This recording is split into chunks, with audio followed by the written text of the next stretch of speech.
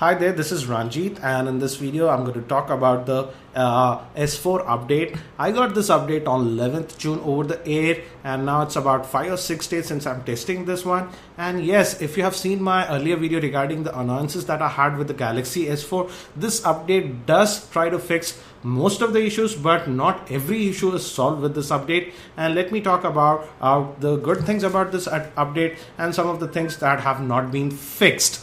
The first thing is in terms of lagginess in the UI, this update has fixed it. More or less, I would say now the Galaxy S4 is lag free most of the time. Again, do note that this video I'm talking about is the octa-core version. Specifically, the version of S4 I have is the GT i9500. So in terms of the responsiveness and the lagginess that I was having with the Galaxy S4, that's completely solved, I would say. Yes, there is a little bit of lagginess at times, but most of the users might not notice it. So the phone is now extremely fluid to operate.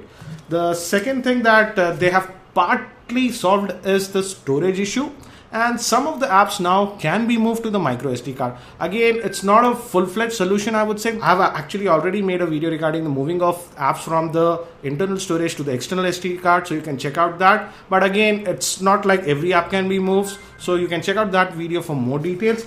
The third thing is regarding stability of the Galaxy S4 and the camera reboot issue that some of the users were experiencing. I also had the issue of camera reboot. I would say that it's completely solved. In the last 5 days, I've used the S4 extensively, and the phone actually did not reboot automatically during the last 5 days. I also used the camera a lot. So I would say the camera rebooting issue and the stability issue has been solved with this update. So that's a good thing.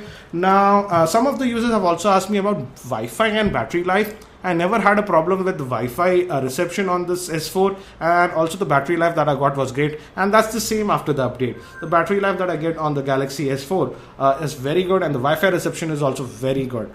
And now coming to some of the issues that couldn't be fixed with this S4 is the heating of S4. I have noticed that the Galaxy S4, generally every phone heats up when you use it, but generally they heat it from the back portion. The thing with the S4 is that the screen also, particularly the top portion of the screen, also gets actually pretty warm quickly. Actually, you don't even have to do heavy things like gaming, etc. But if you're just casually browsing the web also, for example, just 4 or 5 minutes, I'd noticed that this portion, particularly the top portion of the screen, does get actually pretty warm. And also the rear becomes warm, and this has not been solved with this update. And at this point, I think so it's a manufacturing defect or something like that, because I have tested tons and tons of phone, and this is very peculiar thing that the screen on the S4 also gets hot. And I would say if you live in a hot country like India, it gets pretty uncomfortable. For example, if you're just browsing the web, texting, etc. for 5 minutes, and if you get a call and you place it like this, it feels pretty warm. So that's one issue that's still persisting. Apart from that, all other minor quirks that I had with the S4 have been solved. So if you're using a Galaxy S4, have you applied this update, and did it fix some of the issues? Again, that's it for now. This is Ranjit, and I hope to see you in my next video.